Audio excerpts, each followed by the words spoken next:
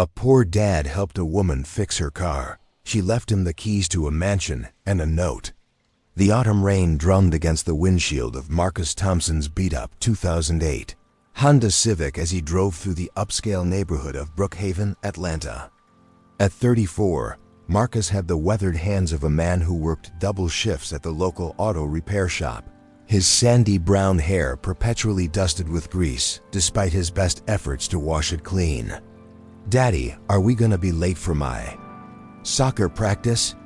asked his 7-year-old daughter Emma from the back seat, her blonde pigtails bouncing as she craned her neck to see out the window. "No, sweetheart. We've got plenty of time," Marcus replied, though he knew they were cutting it close. The detour through this affluent neighborhood was necessary. His usual route was blocked by construction, and he couldn't afford to waste gas circling around Dot as they rounded a curve near Peachtree Hills. Marcus spotted a silver Mercedes-Benz pulled over on the shoulder, its hazard lights blinking frantically. Steam poured from under the hood, and a woman in an elegant cream-colored coat stood beside it, looking distressed as she spoke rapidly into her phone. Marcus slowed down, his mechanic's instincts kicking in. The woman appeared to be in her early 60s with perfectly styled auburn hair and designer clothing that screamed money. Everything about the scene suggested she was way out of his league socially, but his conscience wouldn't let him drive past someone in need. "Daddy, what are you doing?" Emma asked as Marcus pulled over behind the Mercedes. "Someone needs help, Em. Stay in the car, okay?" Marcus approached the woman cautiously, his work boots crunching on the gravel shoulder. Up close, he could see the genuine worry etched on her face, her expensive makeup slightly smudged from stress. "Excuse me, ma'am," Marcus called out, wiping his hands on his jeans. "I couldn't help but notice you're having car trouble. I'm a mechanic. Maybe I can take a look?" The woman turned toward him, her green eyes wide with surprise and relief. "Oh, thank goodness. Yes, please. I was just on the phone with my driver, but he's stuck in traffic across town. The engine just started smoking out of nowhere." "I'm Marcus Thompson," he said, extending a slightly grease-stained hand. "Eleanor Whitmore," she replied, shaking his hand without hesitation despite its condition. "I can't tell you how grateful I am that you stopped." Marcus popped the hood and immediately diagnosed the problem, a burst radiator hose. "Well, Mrs. Whitmore, you've got a blown radiator hose. The good news is it's fixable. The bad news is you'll need a replacement hose and some coolant." Eleanor's face fell. "I don't suppose there's an auto parts store nearby." "Actually, I've got a spare hose in my trunk that should fit, and I always carry coolant. Give me about 15 minutes and I'll have you back on the road." "You carry spare parts in your car?" Eleanor asked, genuinely curious. Marcus chuckled as he walked back to his Honda. Occupational hazard. "My wife used to say I treated our car like a mobile auto shop."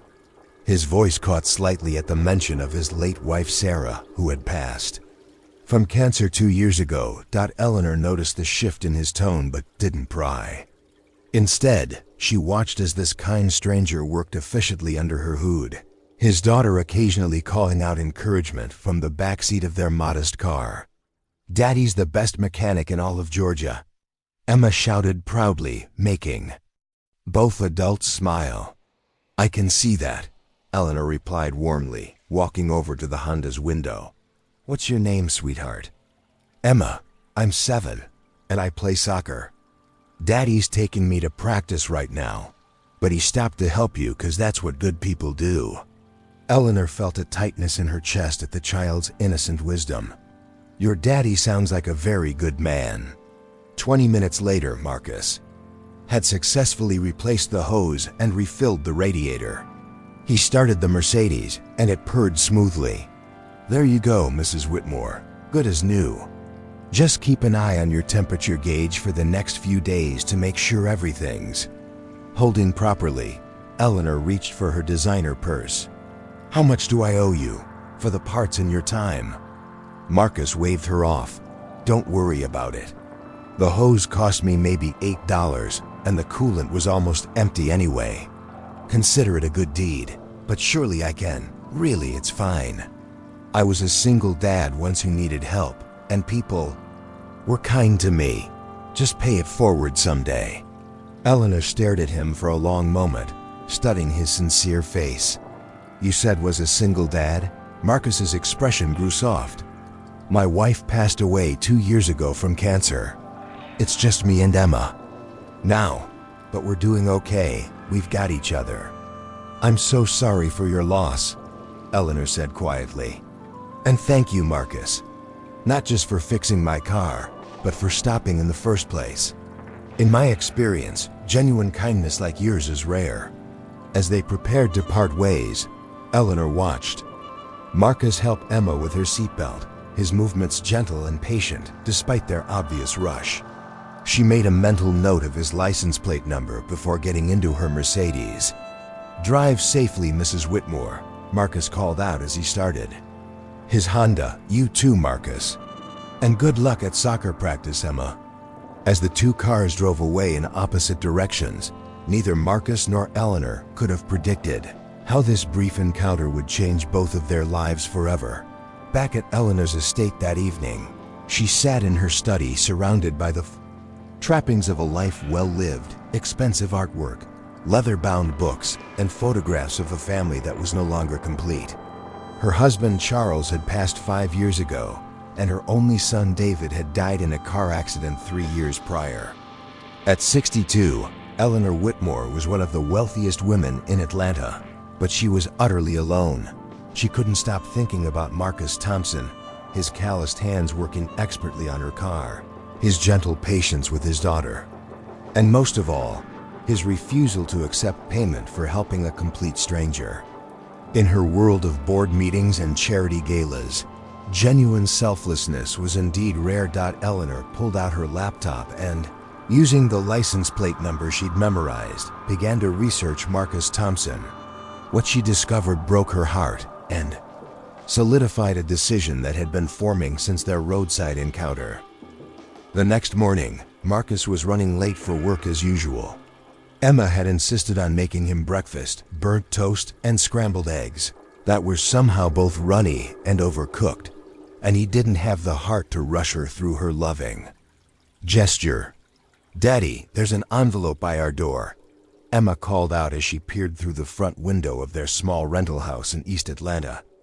Marcus grabbed the thick, cream-colored envelope from their doorstep, noting the expensive paper and elegant handwriting that spelled out Marcus Thompson in flowing script. Inside, he found an ornate set of keys and a handwritten letter. Dear Marcus, yesterday, when you stopped to help a stranger on the side of the road, you did something that has become increasingly rare in our world. You acted with pure, selfless kindness. You refused payment, you were gentle with your daughter, and you spoke of paying kindness forward. In those 20 minutes, you reminded me what true goodness looks like. I've spent the past evening learning about your life, and I hope you'll forgive the intrusion. I know about Sarah's battle with cancer, the medical bills that cost you your home, and how you've been working 2 jobs to provide for Emma while living in a rental that's far below what you both deserve. The keys in this envelope belong to the house at 1247 Magnolia Drive in Buckhead. As of this morning, the deed is in your name. The house is fully furnished and will be maintained by a trust I've established. The property taxes and utilities are paid for the next 20 years. This is not charity, Marcus. This is gratitude. You have given me something more valuable than you could ever know. Hope that goodness still exists in this world. Your daughter needs a stable home, and you need to stop working yourself to exhaustion just to survive. There are no strings attached, no expectations, and no need for us to meet again unless you choose to. Simply take your daughter to her new home and live the life you both deserve. With deepest gratitude and respect, Eleanor Whitmore. P.S. There's a check in the kitchen drawer that should cover Emma's college fund. Consider it an investment in the future of a child being raised by someone who truly understands what it means to be good. Marcus read the letter 3 times before the words fully sank in. His hands were shaking as he fumbled with his phone to look up the address. The Google Street View image showed a stunning 2-story colonial home with a wraparound porch, mature oak trees, and a yard big enough for Emma to play soccer.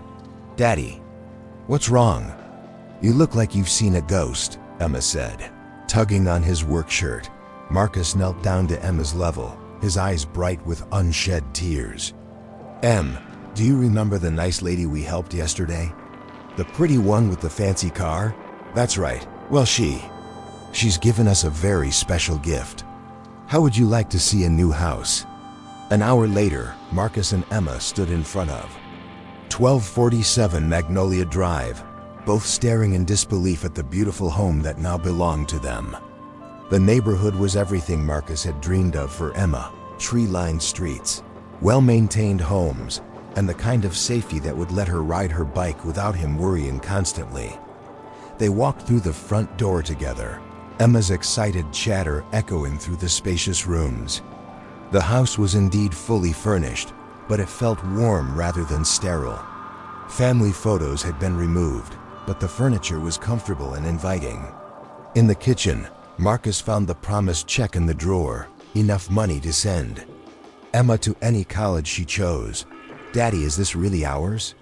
Emma asked, spinning around in what would become her new bedroom, complete with a canopy bed and shelves ready for all her books and toys. "Yeah, sweetheart, it really is." That evening, Marcus called in sick to both his jobs, the first time he'd missed work in over 2 years. Instead, he spent the day moving their few belongings and watching Emma explore every corner of their new home. For the first time since Sarah's death, Marcus felt like he could breathe. 3 days later, Marcus found Eleanor's office address and went to see her, despite her letter suggesting it wasn't necessary. He needed to thank her properly and to understand why someone would change a stranger's life so completely. Eleanor's assistant initially tried to turn him away, but when Marcus mentioned his name, he was immediately ushered into an elegant corner office overlooking the Atlanta skyline. "Marcus," Eleanor said, rising from behind her mahogany desk, "I wasn't sure I'd see you again. Mrs. Whitmore, I don't even know where to begin. What you've done. It's beyond anything I could have imagined." Eleanor gestured for him to sit in one of the leather chairs across from her desk. "How is Emma adjusting to the new house?" "She loves it. She's already made friends with the neighbor kids, and she keeps asking if this is all real." Marcus leaned forward, his expression earnest. "But I have to ask, why? Why would you do something like this for a complete stranger?" Eleanor was quiet for a long moment, her gaze distant. "I lost my son 3 years ago, Marcus. David was 35, had a wife and 2 young children. After he died, his family moved across the country. They said Atlanta had too many memories." She paused, collecting herself. "I haven't seen my grandchildren since the funeral." Marcus felt the weight of her grief, recognizing it from his own experience with loss. "When I saw you with Emma yesterday, the way you were so patient with her, even though you were obviously in a hurry, the way she looked at you like you hung the moon, ... It reminded me of David with his kids. It reminded me of what really matters." Eleanor's voice grew stronger. "I have more money than I could spend in 3 lifetimes, Marcus. But yesterday, you gave me something I'd forgotten I was missing: faith in human goodness. You could have written a check, though. Why the house? Because Emma deserves stability, and you deserve to stop working yourself to death just to survive. Because every child should have a safe place to call home, and every good father should have the chance to actually be present in his child's life instead of working every waking hour." Marcus wiped his eyes, not caring that he was crying in front of this composed, elegant woman. "I don't know how I'll ever repay you." "You don't need to repay me, Marcus. Just be the father you already are. Raise Emma to be kind and generous. Maybe someday, when you see someone who needs help, you'll remember this moment and pay it forward." As Marcus prepared to leave, Eleanor stood and walked around her desk. "There is one thing I'd like to ask, though. Would you and Emma consider having dinner with me sometime?